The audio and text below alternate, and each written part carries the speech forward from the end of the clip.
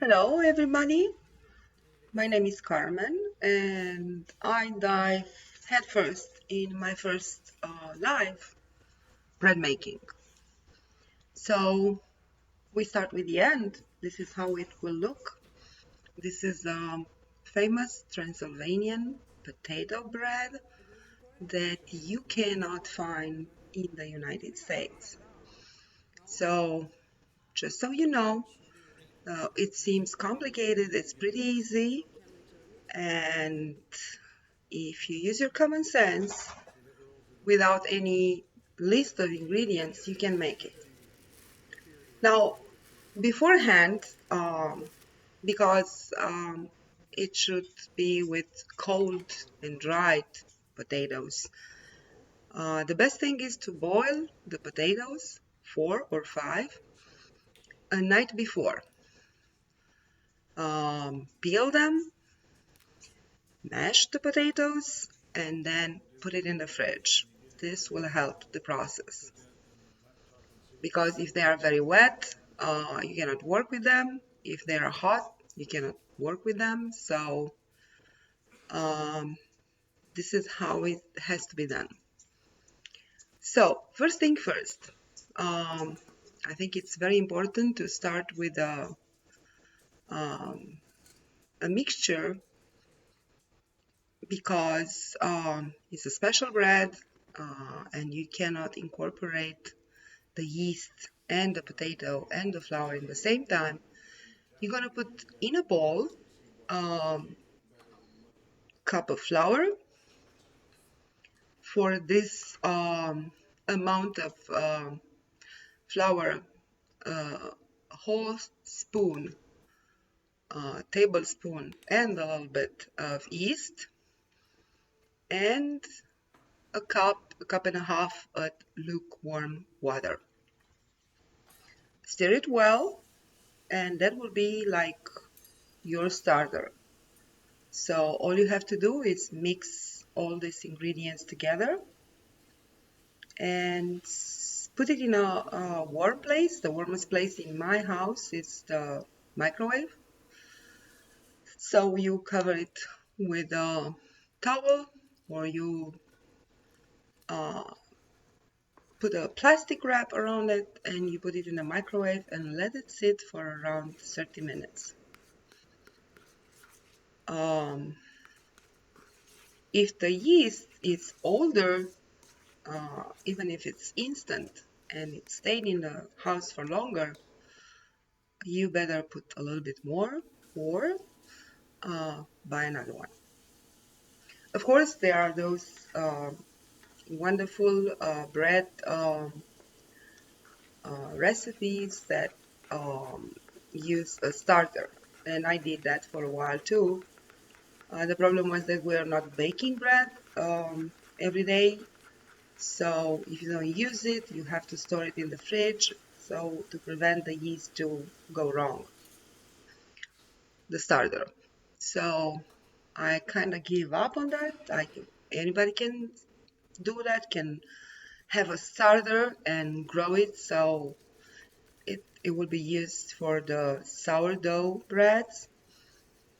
But I think it's best when you bake every day. So this is my starter here with the regular dry yeast, a cup of flour, and some water. And it will definitely go into the microwave for 30 minutes without pressing any buttons, of course. Don't do that.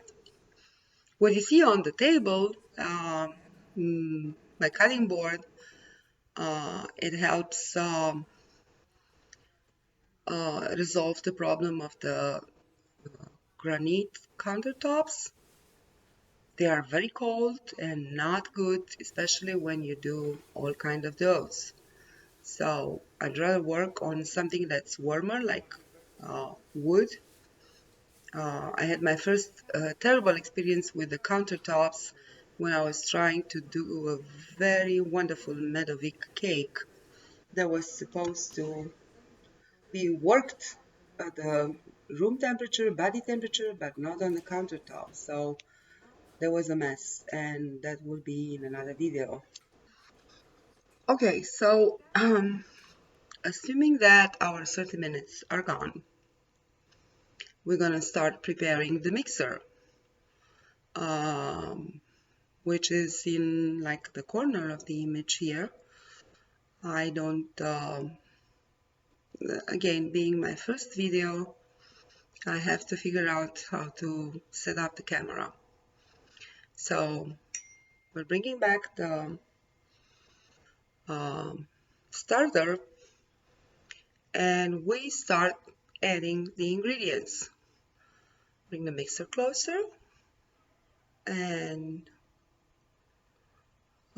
try to make it so it will fit in the image. The first thing we're going to try to incorporate is the mashed potatoes that we boiled a day before, and it's been sitting in the fridge. Again, it should be very cold and as dried as possible, so it will not make the dough very flowy and soft. So we're going to start adding spoon by spoon all the mashed potatoes. You can go with 4, you can go with 5, you can put less. The more you put, the more the skin of the bread will be crunchier, and the taste, it is more pleasant than a regular bread. You have to try this. Don't take my word on it, just try it. So we're gonna start mixing here. It's gonna take a while because if you don't mix it well, there will be clumps of potatoes in the bread. So you have to mix it for a while. And then after all the potato is incorporated, we start adding the flour. You're gonna have to try and find that special flour that has more protein in it than your regular supermarket flour, because that doesn't work for bread. The all-purpose, all-bleached, all whatever flour, it's not a good one for bread. I don't even know what it means, so bleach. Don't get me started with that. So I'm gonna leave a link in the description where you can buy the flour that I'm buying, and it's tested and it does a good job. So we start adding like 3-4 cups of flour for like the amount of potatoes, 4 and 5. And you're gonna have to put the water so that the dough will be kind of firm, not flowing, but not very hard. I think it's a learning process. The dough is a very sticky one because of the potatoes, so you're gonna have to work with oil on your hands and oil the ball that you will have to put the dough to proof for at least 15 minutes. So after all this is incorporated, the last thing that you add is a spoon of salt.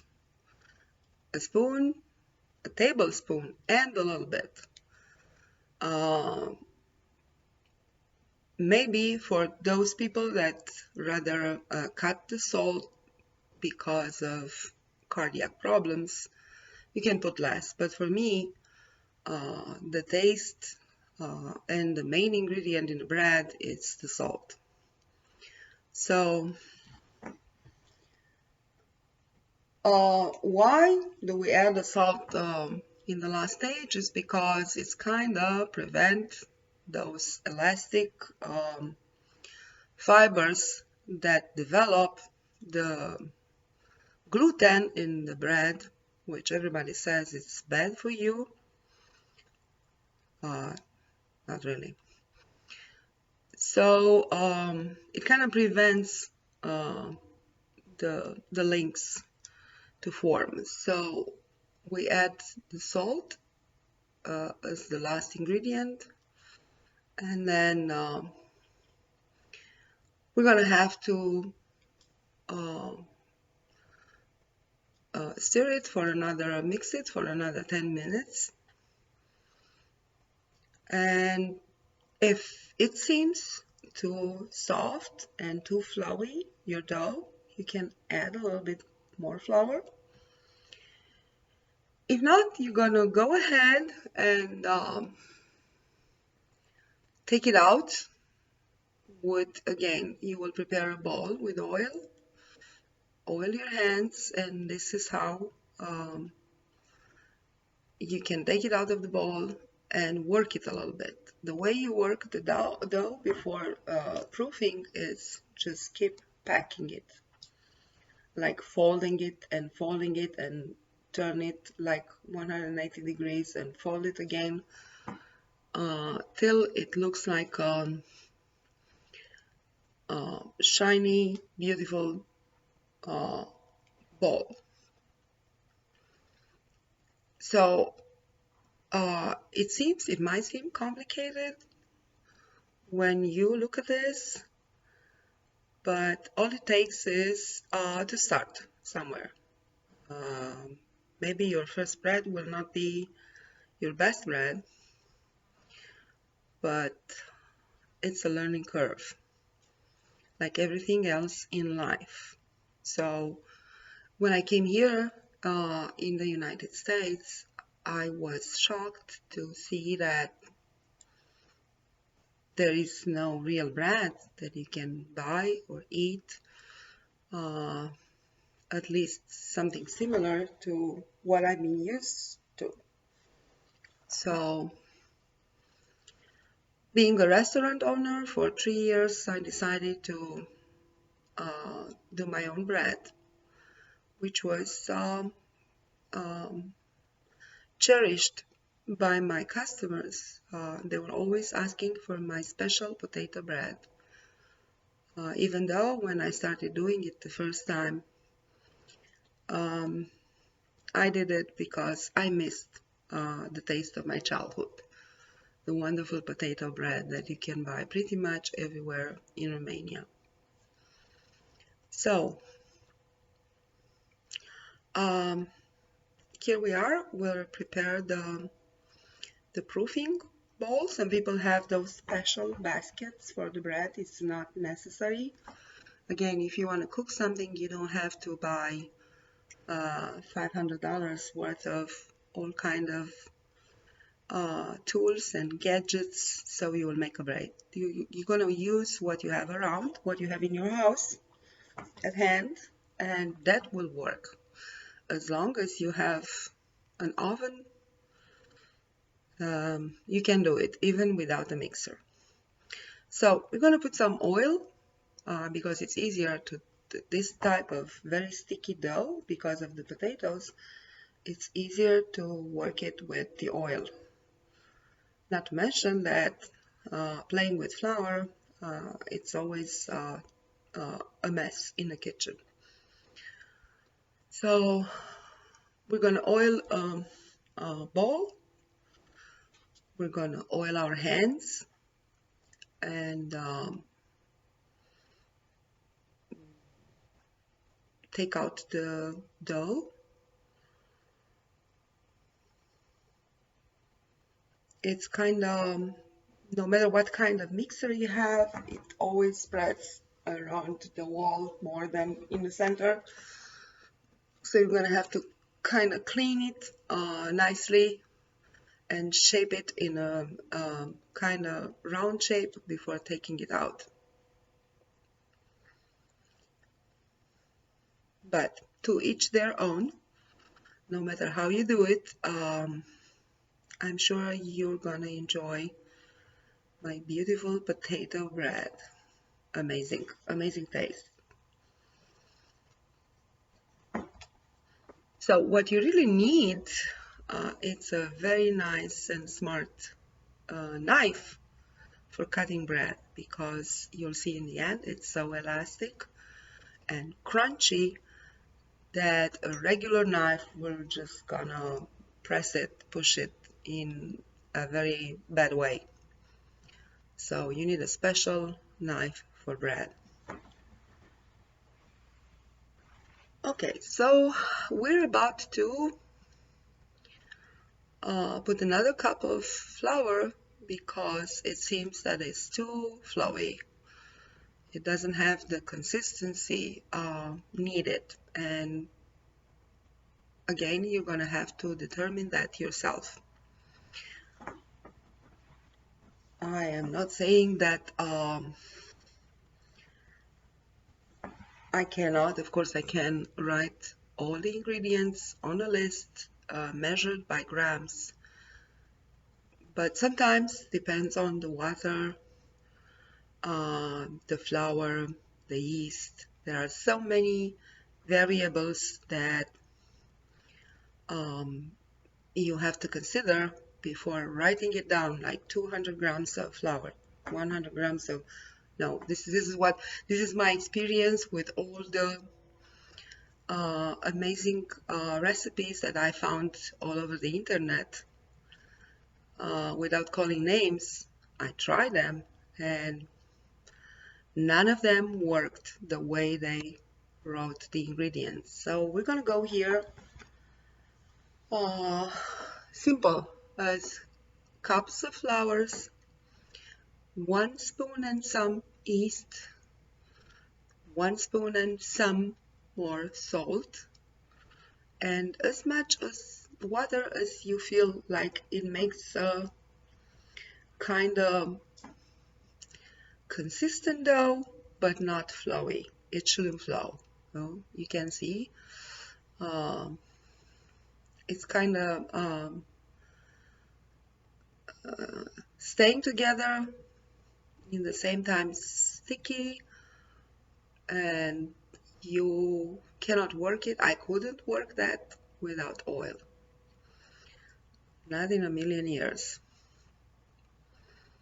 So now we're gonna try to take it out and work it a little bit with our hands. And after we've done that, we're gonna put it in a bowl and start folding it. I'm looking for a tool that helps me scratch the dough off of the bowl, and of course it's nowhere to be found. Oh, here it is. Okay, we found it. That's a very important tool. I think it's the only tool that you really need, other than the regular bowls and spatulas and whatever you have in the house. And if you cannot find it, you can use something else, like cut it from an old plastic file or something. Okay, here's our dough. Of course, my camera is not really catching the movement there, but I'm trying, only till we'll bring it closer, like in the bowl. So I'm trying to shape it like kind of a round without breaking it. And now all we have to do is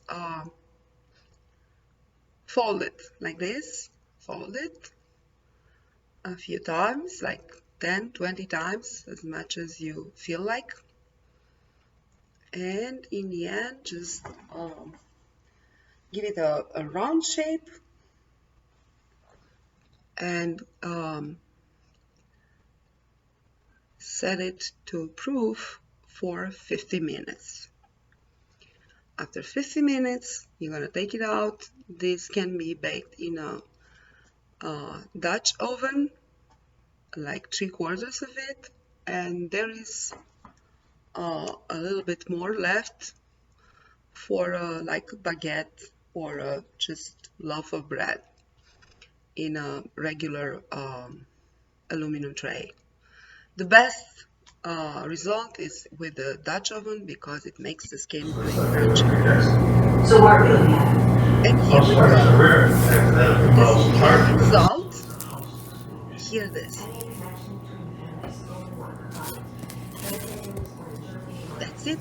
Look at Bon that. appetit. Thank you for watching.